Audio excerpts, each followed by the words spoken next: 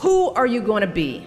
And if you'll notice, I'm not asking what are you going to do, but who are you going to be?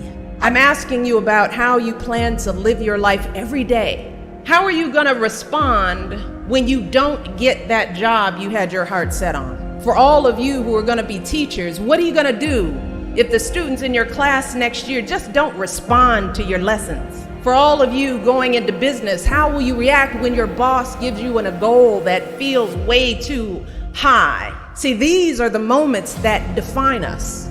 Not the day you get the promotion, not the day you win Teacher of the Year, but the times that force you to claw and scratch and fight just to get through the day. The moments when you get knocked down and you're wondering whether it's even worth it to get back up.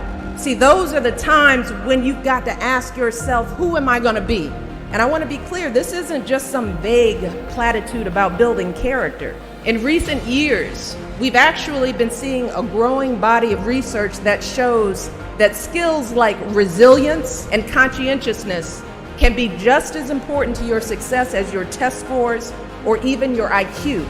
For instance, West Point cadets who scored high on things like grit and determination were more likely to complete basic training than those who ranked high on things like class rank, SAT scores, and physical fitness.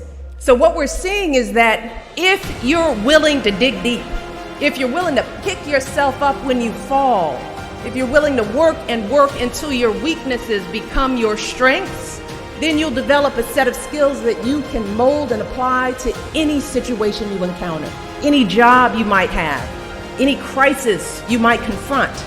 But you got to make that choice. And let me just share just a little secret before I end. As someone who has hired and managed hundreds of young people over the course of my career, whether it was during my time as a lawyer, as an administrator, as a university, a nonprofit manager, even now as First Lady, I have never once asked someone I was interviewing to explain a test score or a grade in a class. Never.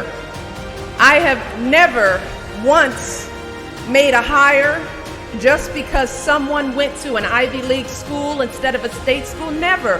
What I have looked for is what kind of person you are. Are you a hard worker? Are you reliable?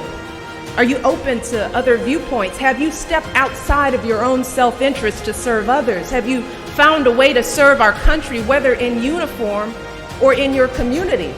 Again and again, I have seen that those are the qualities that I want on my team, because those are the qualities that move our businesses and schools and our entire country forward.